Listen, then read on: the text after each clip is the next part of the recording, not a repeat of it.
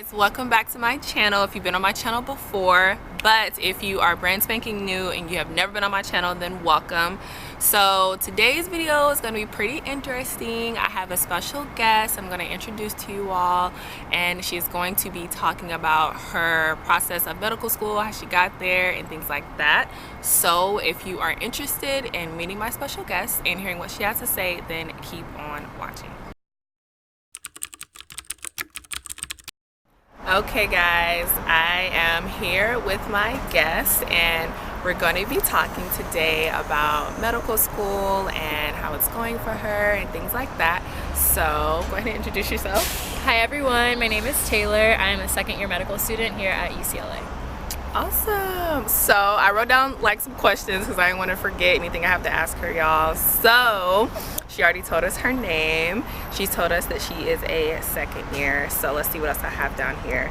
So Taylor, where are you from? I am from the Atlanta area. I live about 20 minutes north of Atlanta, Georgia. Awesome. So if you guys have been, following me on YouTube, you already know that I'm from Georgia as well. So you can imagine when I met her, I was like, okay girl, I see you. So that was really nice to be in California and meet someone else from the South, because West Coast is definitely different. Very different. Yeah. So, okay. So she is going to share with us her journey to medicine. Like, where did you go to undergrad? What did you major in? Things like that. Okay. So I went to undergraduate school at Hampton University. Whoa, okay. It is a historically black college in Hampton, Virginia. It's by the ocean. It's a really nice school. I really enjoyed my time there. In terms of my major, I was a biology major with a minor in nanoscience. Okay, you don't have to explain what that is, but keep going.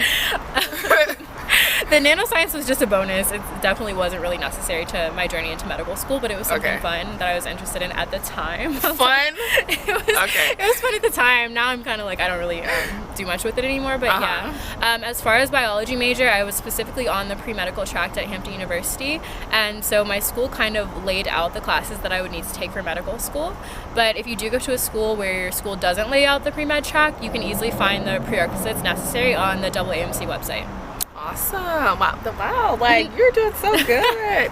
She was kind of nervous, y'all, but she's a natural. Like, isn't she a natural? I think she's a natural. You're so nice. Okay, so pros and cons of medical school.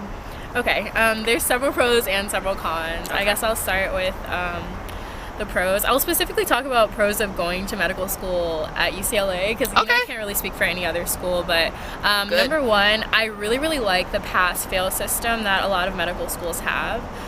Being a medical student is really challenging, and we have lots of assessments. There's a lot of material that we're expected to memorize. So it's really, it kind of reduces the pressure to have a system where you don't get like letter grades. It doesn't matter if you get an A, or you get a B, if you get a C, it's all a pass. So if I score a 73 on my exam and my colleague scores a 95 on his or her exam, we both are going to get a P on our transcript. And I find that really reduces kind of like the vibe of competition. So we're not really competing with each other in medical school, and that's been really nice. It's helped to keep me like leveled, and it's helped to reduce my stress. Yeah, So, side note, for nursing school, we do not have a pass-fail system. So, no wonder my classmates, or colleagues, she sounded so professional, colleagues, I do feel that sense of like, competition in my cohort, but yeah, like, that's amazing. Okay, keep going. Well, I'm sorry that you guys don't have pass-fail in nursing school, but I know you're doing amazing anyway. Oh, girl, I'm trying. Yeah. Almost there. Yeah, she's graduating so soon. But anyway, yeah, so the pass-fail system is definitely a major pro for medical school. And so now I guess to give a con, the con is that there really is a tremendous amount of information that you're held accountable for. Compared to an undergraduate science major, it's probably the equivalent of learning all 4 years of college in like a couple of months. Oh my god. Yeah, it's a lot of material to memorize. But the good news about that is there's so many resources that were established for medical students. So whatever type of learning you are, there are resources available, pre-made resources, books, flashcards, videos, like so many things that you can get, a lot of them for free, to help basically memorize all of the information. Wow. Yeah. You said 4 years of like undergrad or undergrad sciences like into like a couple of months. Yeah, easily. I feel like everything that I learned at Hampton, we covered in probably the first block that I had of medical school. It was so much information.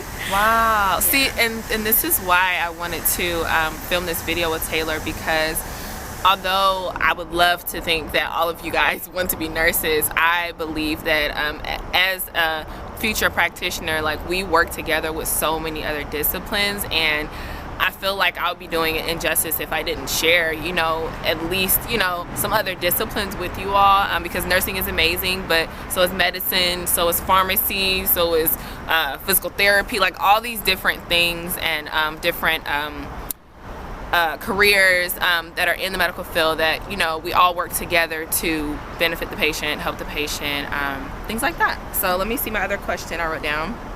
So what type of physician do you want to be? Or do you, I know you may not fully know, but kind of tell us what you have an interest in or what you're kind of thinking about, and tell us, because I wasn't really able to understand this, how you all are, like, I guess, tested into or whatever, I guess, specialty, or like the steps, because I didn't really understand that, so explain that to them. Got it. So I haven't solidified what type of physician that I want to be, but I definitely think I have a top two. So my number one choice as of right now is dermatology. I really love that field. It's a visual science, and I also like the surgical component as well as the cosmetic component. I like the aspects of derm, whereas you can reach into nails, skin, hair, immunology, like so many things, rheumatology. Like, dermatology is so much broader than, you know, just getting a zit.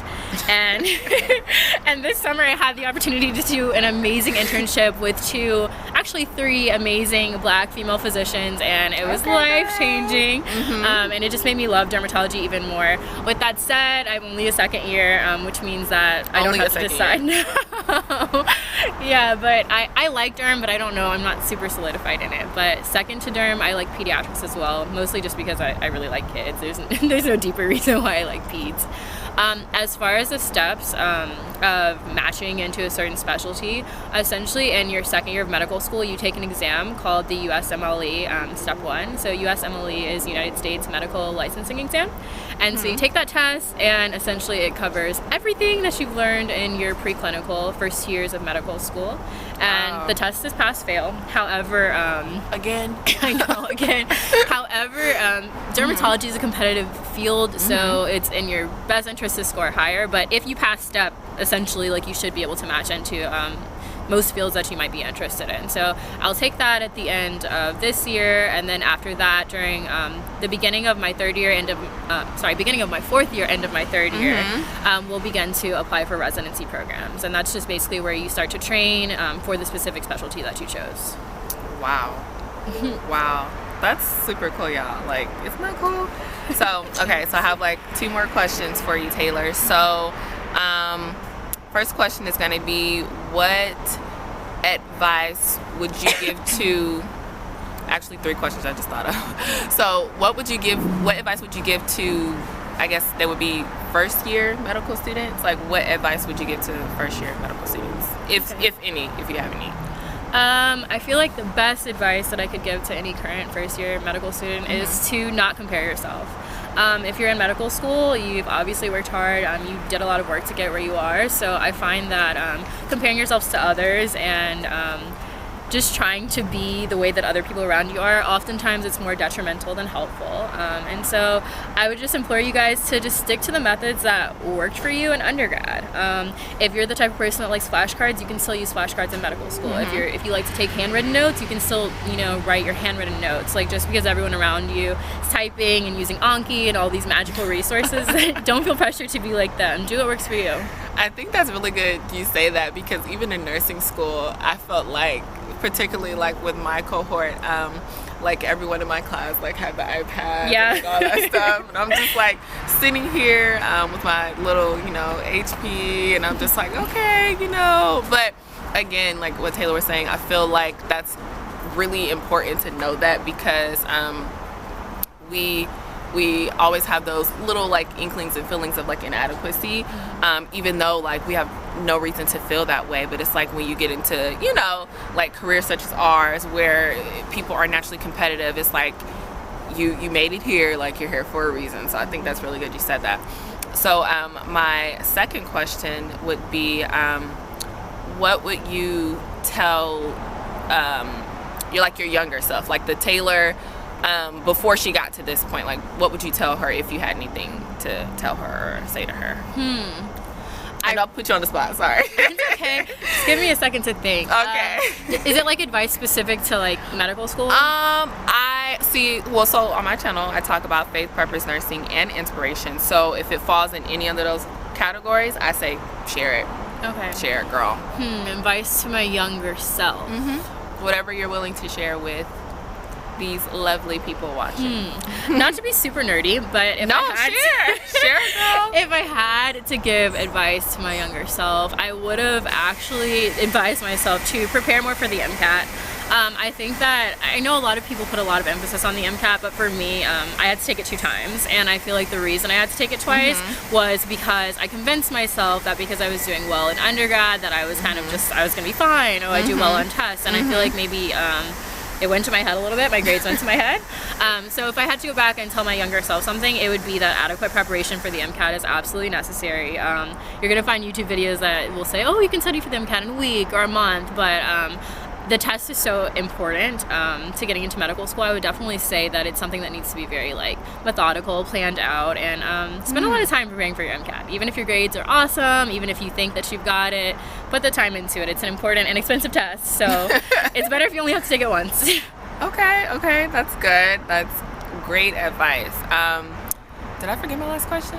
Okay, no, I got it. So my last question is going to be, what advice would you give to those people out there that want to be physicians, just in general, that may be, I don't know, in middle school, high school, even freshmen in undergrad? Like, what advice would you give to them?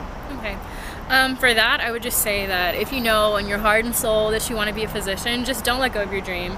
And I know that sounds really cliche and it's easier said than done, but one thing that really helped me was to just like visualize myself in that field. Maybe you just like take a picture of your favorite physician and, you know, learn about influential physicians in the United States or abroad. Maybe you write about the reasons why you want to be a doctor. Write your goals down. What type of practice do you want to have? What type of doctor do you want to be? What patient population are you most interested in?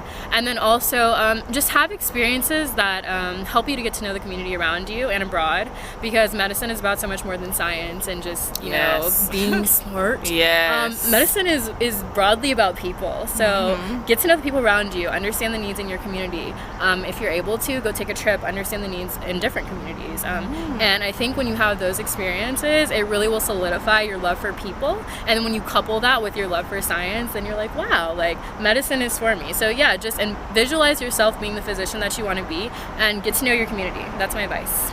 Wow, y'all, like this is you get some pretty good stuff. Like, it's really good. It was so fluid, right? So that's it.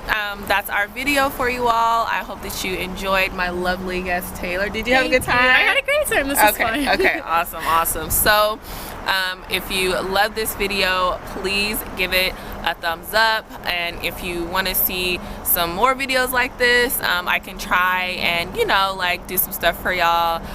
Leave comments for sure, but other than that, y'all be blessed, and I will see y'all next time. Bye.